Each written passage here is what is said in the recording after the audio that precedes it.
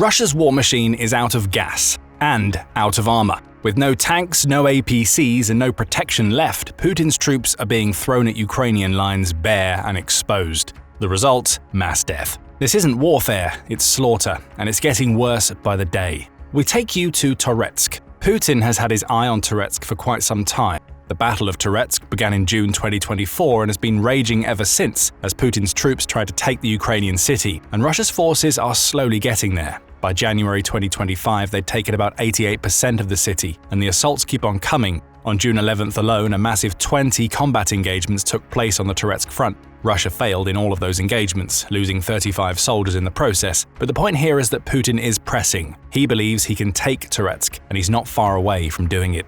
At least that's how it seems on the surface. The reality is that Putin's Toretsk advances have stalled out for a simple reason. Russia no longer has any armored vehicles to support its troops in the region. How do we know? Well, on July 6th, BBC Ukraine reported on comments made by the Chief of Staff of Ukraine's Spala Unmanned Systems Battalion. Operating under the call sign Perepel, that chief revealed that Russia hasn't been using armored vehicles in Toretsk for a long time. There have been no armored assaults visible for about a month and a half, Perepel explains. Instead, Putin has been forced to fall back on a tactic that has cost him hundreds of thousands of soldiers since he launched his invasion: meat assaults. The main assaults are meat grinder attacks, Perepel says. Groups of 2 or 3, sometimes those assaults are semi-successful, Perepel adds, with the small contingents of unarmored Russian soldiers occasionally managing to secure positions in dugouts. Those positions don't last long. Perepel and his comrades usually smoke them out using drones before destroying the dugouts and the soldiers inside. Putin's Toretsk campaign has devolved into desperate attempts to snatch territory with unarmored troops, and that strategy is being used because there are no armored vehicles left in Toretsk.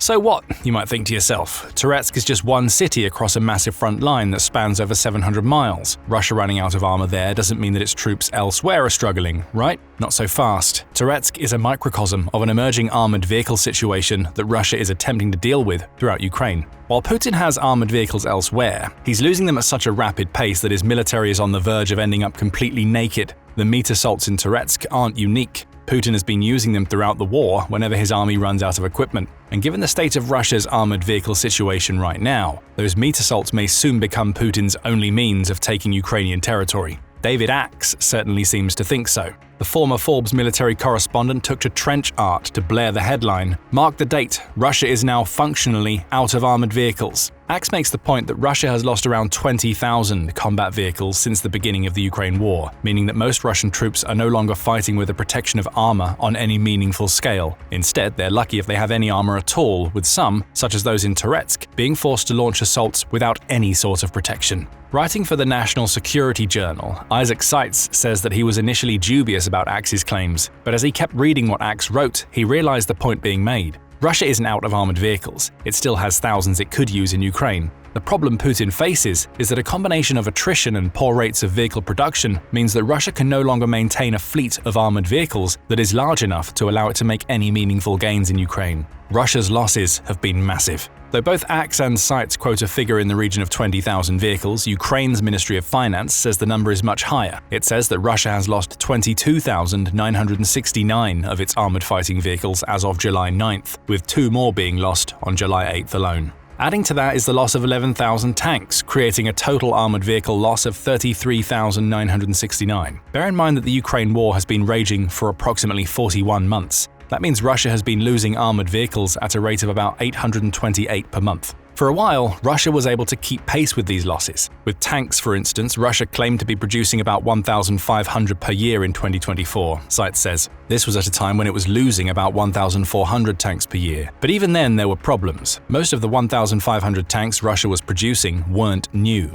The vast majority were tanks that it had pulled out of storage and restored, cannibalizing other old tanks in the process. This near 1-to-1 replacement ratio is unsustainable in the long run, especially as the quality of replacements continues to decline, Seitz writes. He also adds that Russia has claimed to have doubled its production rates in 2025, and now expects to be producing several thousand tanks by 2027. However, those claims need to be taken with a pinch of salt. Vast reserves of Soviet-era tanks and armored vehicles can only stretch so far, Seitz points out. Eventually, Russia is going to run out, and when it does, the attrition it's already suffering will truly come to bear. Russia will change from being a country that can't quite maintain enough armor to sustain its assaults in Ukraine to one that experiences situations like we see in Toretsk more often. Armored vehicles will be gone, replaced almost exclusively by meat assaults that make slow, if any, progress into Ukraine. There is now a deadline on Russia's ability to maintain the war at its current scale. NATO assessments indicate that Russia could continue the war effort at current levels until 2027, assuming continued economic sacrifices and no major escalation, Sites writes. However, other analysts warn that Russia could run out of usable tanks by 2026 if current loss rates persist and if refurbishment of older models becomes unfeasible.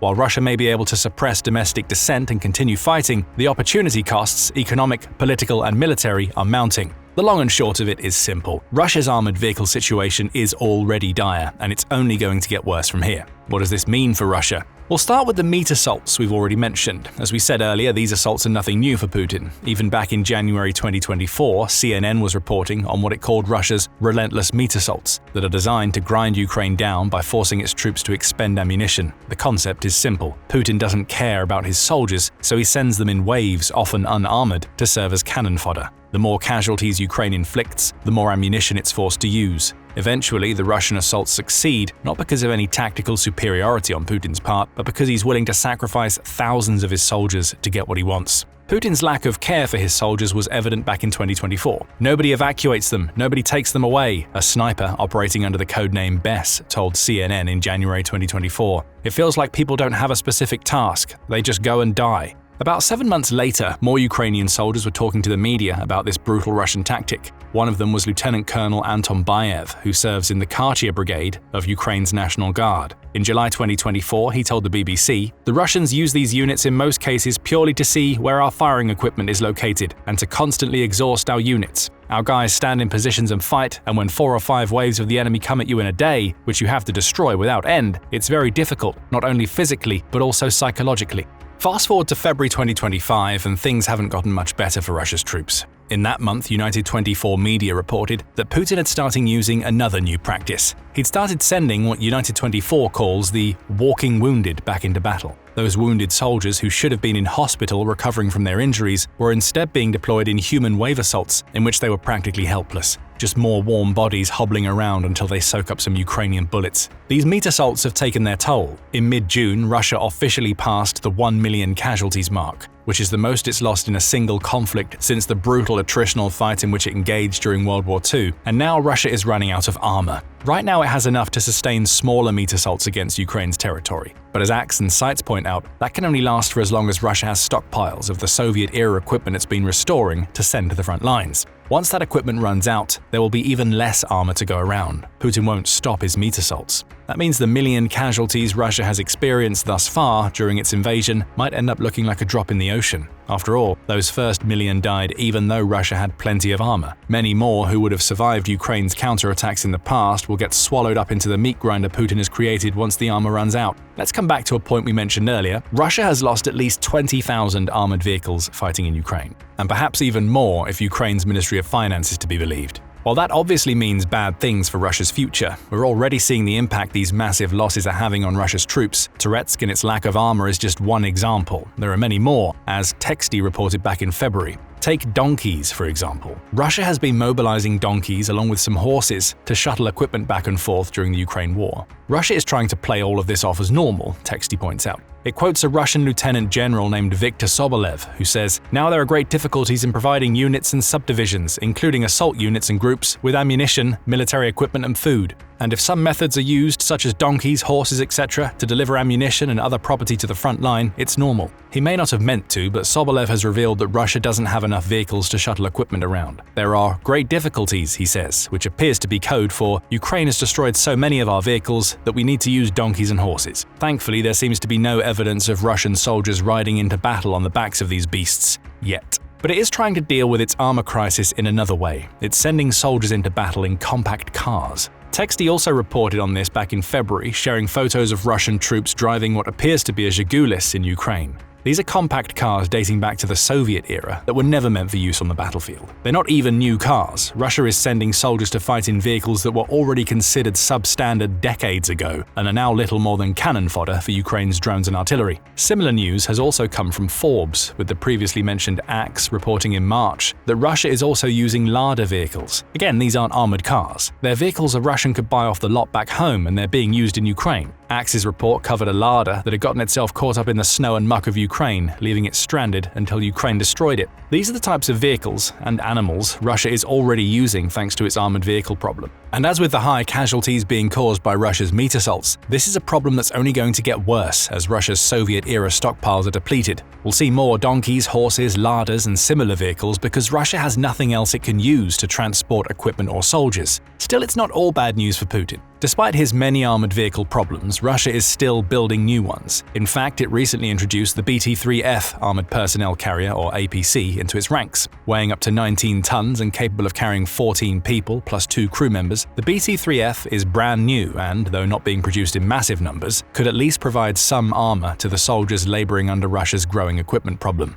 Except there's an issue with the BT-3F. Scratch that, there are several issues. Writing for Substack, Axe points out that many in Russia view the APC as a lame duck that should never make its way into Ukraine. The vehicle is vulnerable to mines and drones, and its best quality, its amphibious capability, is next to useless in the current war, Axe writes. The turretless BT-3F is so bad that one blogger would prefer to ride into battle onto a motorcycle or in a golf cart, which are equally vulnerable but at least agile, something the tracked BT-3F isn't. So bad that soldiers would prefer to ride in golf carts. That's pretty bad. And it indicates another problem that Putin has when it comes to his armored vehicles, both new and old. His soldiers don't trust the vehicles they're receiving anymore. In the case of the BT-3F, the consensus seems to be that Russia is providing its soldiers with a vehicle that is little more than an armored target for Ukraine's drones and explosive weaponry. However, Vlad Litnarovich, writing for United 24 Media, says this lack of trust extends to pretty much every other type of armored vehicle Russia has. The BMP-3, which is one of Russia's most advanced infantry fighting vehicles, comes packed with plenty of weapons but offers practically no protection against Ukraine's drones. The older BMP-2 is even worse, as it has just 0.62 inches of frontal armor that offers practically no resistance to drones, never mind the penetrative anti-tank weapons Ukraine has available.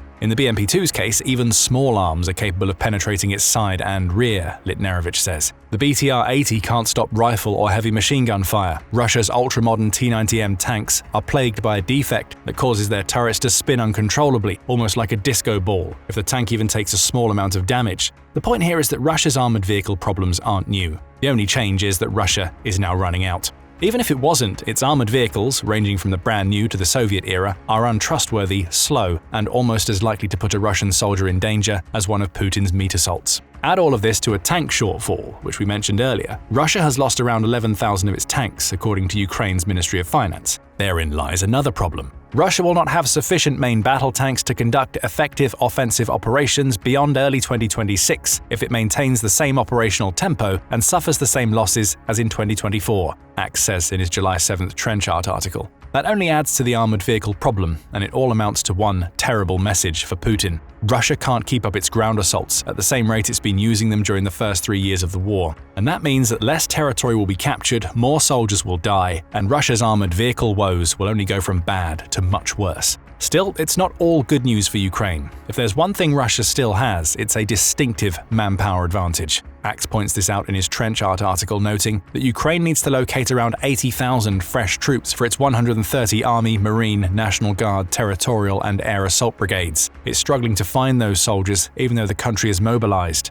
Russia, on the other hand, is recruiting heavily. Axe quotes a figure of 30,000 new troops per month. Putin says it's even higher than that, according to the Institute for the Study of War. It says that Putin claimed back in May that Russia was recruiting between 50,000 and 60,000 soldiers per month, meaning up to 2,000 people are signing Russian military contracts daily. All of this recruitment means that Russia's army in Ukraine, at least in terms of pure manpower, is about 3 times larger than it was when Putin launched his invasion. Will that help Russia overcome its emerging armored vehicle crisis? It seems unlikely. But with more than 20,000 Russian tanks, fighting vehicles and other heavy equipment lying blown up or burnt out along the front line, these troops are now finally and officially out of armored vehicles, Axe writes. And therein lies Putin's problem. He has the manpower, but he doesn't have the armored vehicles he needs to make that manpower count. We're seeing the results of this issue during Russia's summer offensive. Though Russia has ramped up the pace and number of its offensives in Ukraine over the last couple of months, it's not capturing anywhere near the amount of territory Putin would have hoped to capture. The Telegraph says Russia's troops are advancing at a rate of about 5.5 miles per day, but that's simply not enough. There are no big city captures. Instead, Russia is taking scraps of territory while relying ever more heavily on meat assaults. With armored vehicles now becoming such a major problem, the future looks bleak for Putin's invasion. Russia's leader will keep pushing. He'll continue to sacrifice thousands of his soldiers to take Ukraine, but the portions of territory he snatches up with each assault will only grow smaller as the armor disappears. And eventually Russia's ground assaults will practically stall out as the piles of bodies grow and Putin realizes that the war of attrition he created has crippled his own military. And while all of this is happening, Ukraine has just broken Russia's backbone. Ukraine has launched a deep strike targeting a key link in Russia's ammunition production chain, meaning it's not just a lack of armor Putin's forces now have to worry about. Find out more in our video and remember to subscribe to The Military Show for more videos covering the collapse of Russia's military. And thank you, as always, for watching.